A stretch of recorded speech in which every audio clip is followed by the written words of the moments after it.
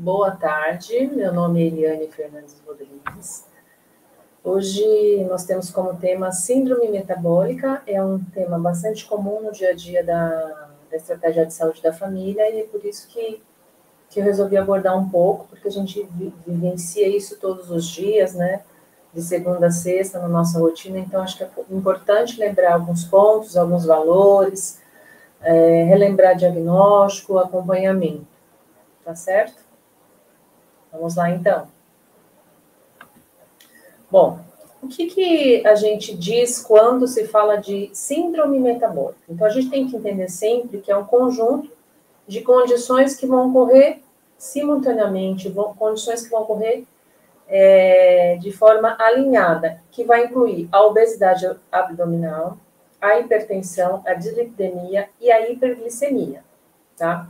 Ponto que vale lembrar que a hiperglicemia, ela aumenta significativamente o risco de desenvolver doenças cardiovasculares e diabetes tipo 2. A presença desses fatores interrelacionados reflete uma complexa interação entre predisposição genética, tá, que a gente também tem que levar em consideração, o estilo de vida sedentário, que a maioria das pessoas hoje em dia, e dietas inadequadas, tornando essencial a intervenção precoce e multifacetada para prevenir complicações graves e melhorar a qualidade de vida dos pacientes. Então, quando a gente olha o tema síndrome metabólica, a gente vê um conjunto de alterações, né, que são 4, não só essas alterações no componente físico do ser humano, mas sim a predisposição genética, o estilo de vida e as dietas inadequadas, que hoje a gente tem milhões de dietas, né, na internet. Isso dificulta muito, porque cada um fala uma coisa, que tem que comer isso, comer aquilo. Então, é importante a gente reforçar, dentro da nossa consulta, esse conjunto. Então, para reforçar. Então, o que é a síndrome metabólica mesmo? É resistência à insulina e ou a hiperglicemia, obesidade ou adiposidade visceral, a hipertensão arterial e a dislipidemia mista, tá? A gente pode incluir a trigliceridemia e o aumento ou a piora, né, do HDL. Na verdade, a piora. A epidemiologia. Segundo a primeira diretriz brasileira de diagnóstico e tratamento da síndrome metabólica, não existem dados representativos sobre a prevalência da síndrome metabólica na população brasileira, mas a prevalência em diversas populações, que varia entre 10,7% até 40,5%. A doença cardiovascular e o diabetes não estão normalmente associados com a hipertrigliceridemia em pessoas de ascendência africana. E, desse modo, o uso generalizado dos níveis de triglicerídeos como critério para prever essas condições é controverso. Dentro da epidemiologia, a baixa incidência de trigliceridemia, a população negra, pretos e pardos, apresenta uma maior prevalência de eventos cardiovasculares, como acidente vascular e infarto agudo do miocárdio, quando comparados aos brancos. Isso é importante a gente levar em consideração também, quando a gente aborda o nosso paciente. O perfil lipídico favorável de baixos níveis de triglicerídeos, elevados níveis de colesterol HDL, observado em estudos populacionais com negros, é considerado surpreendente e paradoxal.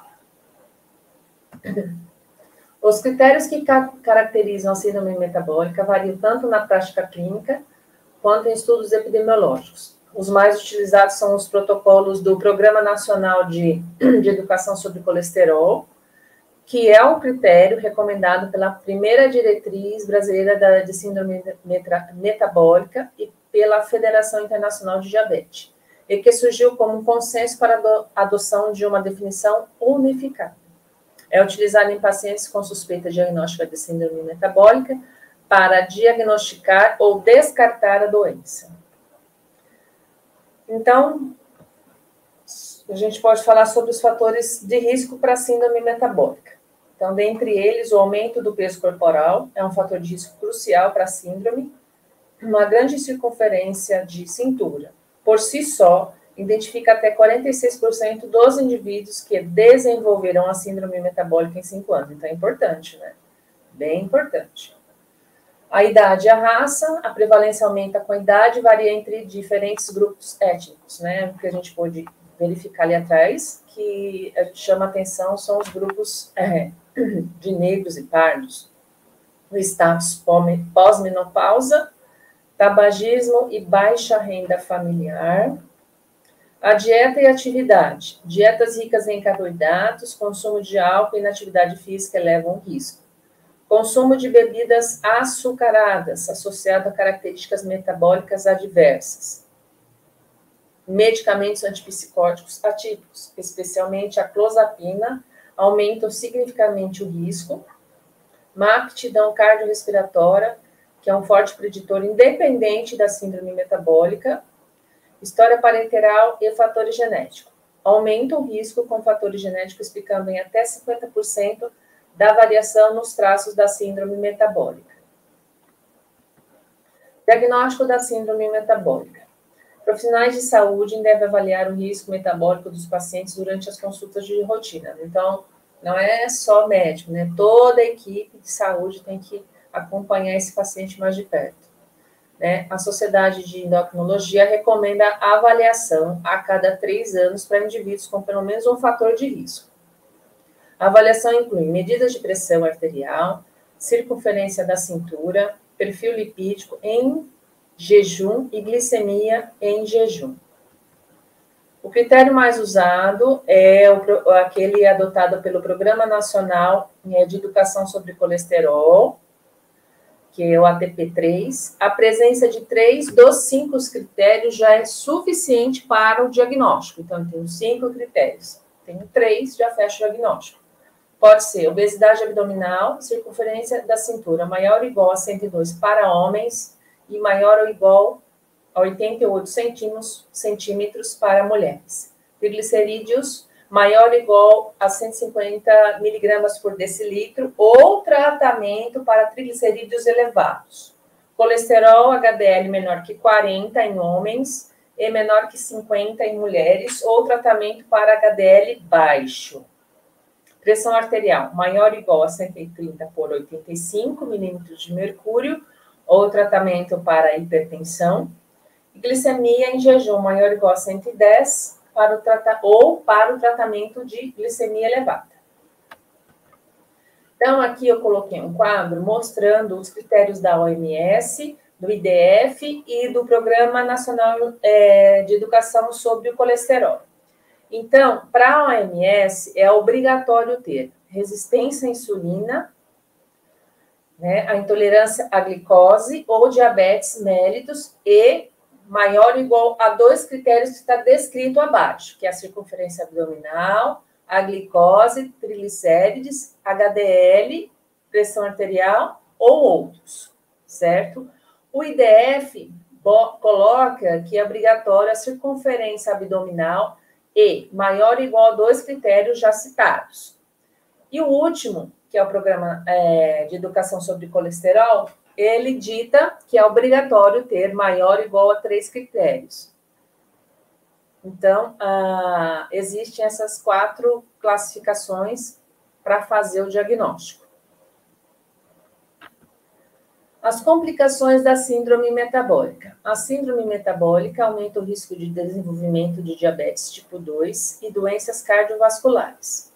Além disso, doença hepático-esteatótica, carcinoma hepatocelular e colangiocarcinoma intrahepático, doença renal crônica, síndrome dos ovários policísticos, distúrbios respiratórios do sono, hiperuricemia e gota, declínio cognitivo e demência. Tá? O tratamento. Os principais objetivos terapêuticos para os indivíduos com síndrome metabólica são: então, tratar as causas subjacentes, reduzindo o peso e aumentando a atividade física, tratar fatores de risco cardiovascular persistentes, mesmo após a modificação do estilo de vida. Daí, então, eu tenho que modificar o estilo de vida, a redução de peso, a dieta, o exercício, farmacoterapia ou cirurgia bariátrica e terapia anti-hipertensiva. Falando em mudanças do estilo de vida e redução do peso. A modificação do estilo de vida é fundamental, focando na redução de peso e aumento da atividade. As abordagens multicomponentes, incluindo mudanças comportamentais, modificação ambiental e atenção à adesão, são mais eficazes. Falando em dieta, aqui a gente encontrou alguns tipos de dieta. A gente tem a dieta do Mediterrâneo, a dieta DASH, a dieta de baixo índice glicêmico, a dieta rica em fibras e o horário alimentar restrito, né? Então, sempre quando a gente orienta a um tratamento, a gente checa esse ponto da dieta, a gente vai trabalhar junto com a nutricionista, né? E a nutricionista ela vai escolher qual a melhor dieta para cada paciente, né? A gente tem que olhar, não olhar só o quadro do paciente, mas também olhar o perfil social do paciente, né? Para ver se esse paciente vai conseguir fazer essa dieta. Então, a dieta do Mediterrâneo é rica em frutas, vegetais, nozes, grãos integrais e azeite, associada a reduções da mortalidade e melhoria da sensibilidade à insulina. A DASH, ela limita o sódio e faz maior ingesta de laticínio, melhora o triglicerídeos, a pressão alta a pressão arterial diastólica e a glicemia de jejum. A de baixo índice glicêmico foca na substituição de grãos refinados por integrais, frutas, vegetais e melhora da glicemia e dislipidemia. A rica em fibras, maior ou igual a 30 gramas por dia, é eficaz na perda de peso e redução da pressão arterial. E horário alimentar restrito, então reduzir os componentes da síndrome metabólica. Tudo isso com o auxílio da nutricionista, que é muito importante para esse paciente. É uma reeducação alimentar, na verdade, né? O exercício. Quando a gente fala de exercício, a literatura recomenda o exercício regular, combinado com treinamento aeróbico e resistido. Então, muitas vezes a gente até fala, olha, o senhor vai caminhar todo dia 30 minutos, ou 3 vezes ao dia 50 minutos, mas não é só caminhar, tem que ter atividade resistida, que é muitíssimo importante. Melhora muito o triglicerídeos, melhora muito o HDL. A atividade física diária mínima de 30 minutos, de intensidade moderada, é ideal. Ou você pode fazer 50 minutos 3 vezes por semana, porque o ideal são 150 minutos semanais. Para pacientes com limitações físicas, qualquer nível de atividade que reduza o comportamento sedentário é benéfico. E falando de farmacoterapia e cirurgia bariátrica, né? Para paciente que não consegue manter a perda de peso com modificações no estilo de vida, opções incluem farmacoterapia e cirurgia bariátrica, né?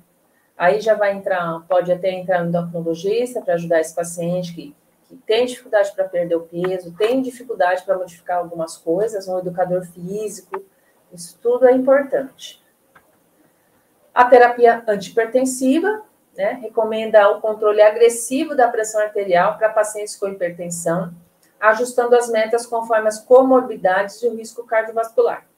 Mudanças no estilo de vida são essenciais e a terapia medicamentosa é ajustada conforme o necessário. Bom, aí ficaram as 2 referências. É um tema curto, mas são pacientes que a gente lida todos os dias da nossa clínica. A indicação para o tratamento é simples, mas a adesão é um pouco difícil, né? Precisa, às vezes, de um acompanhamento com o psicólogo também, para entender que é importante perder esse peso, ou então esse paciente ele não consegue perder o peso e fica mais ansioso. Então, é um tratamento com vários profissionais, né? E é um acompanhamento a longa distância. Então, achei bem importante a gente falar, porque às vezes a gente deixa um pouquinho para lá, né? E é importante a gente falar sobre exercício e falar sobre dieta. E é isso. Até a próxima. Tchau, tchau.